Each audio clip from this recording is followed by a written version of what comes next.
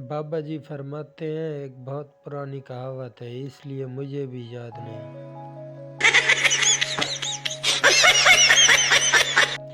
इश्क का समुंदर भी अजीब समुंदर है, जो डूब गया वो आशिक, जो बच गया वो दीवाना, जो तैरता रहा वो शौक। दो अफसर लड़ रहे थे। पहला अफसर, मुझे पता है तुम किस कौम को मानते हो और किसके इशारों पे चलते हो। दूसरा अफसर, बीबी तक ना जा, मैं बता रहा हूँ।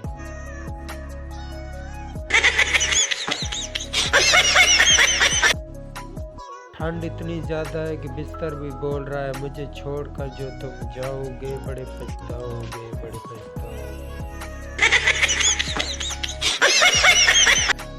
मैंने रिश्ता करवाने वाली आंटी को कहा, आंटी जी मैं जहेज नहीं लूँगा। आंटी, बेटा तुझे कोई लड़की दे दे, ये भी बहुत बड़ी बात है।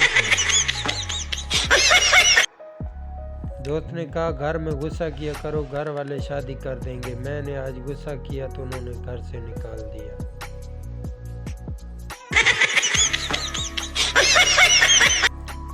किसी को जान बनाने से बेहतर है बंदा देसी घी खाए जान बना ले। इंडियन, पठान से तुम्हें तैरना आता है? पठान नहीं, इंडियन, तुमसे अच्छा तो मेरा कुत्ता है जो तैर लेता है। पठान, तुमको तैरना आता है? इंडियन, हाँ। पठान, फिर तुम में और कुत्ते में क्या फर्क है?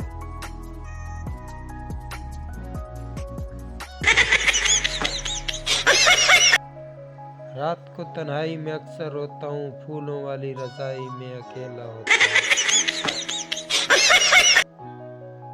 बाबा जी कहते हैं, इन लड़कों लड़कियों को भी मोहब्बत के गम लगे हैं, जिन्हें हिफाजती टीके भी पूरे नहीं लगे। पेट्रोल तो सस्ता किया है, मगर अंडा अब 45 रुपए का मिल रहा है। कौम को इस वक्त सस्ते अंडों की ज़रूरत है। औरतों के लिए ऐसी गाड़ियां बनाई जाएं जिसमें चीख मारने से ब्रेकें लगती हों। मस्जिद में ऐलान हो रहा था, हमें एक बच्चा मिला है, ये जिनका बच्चा है वो आकर ले जाएं। एक आदमी जल्दी मस्जिद आकर बोला, हमें भी देखना है ये जिनका बच्चा कैसा होता है।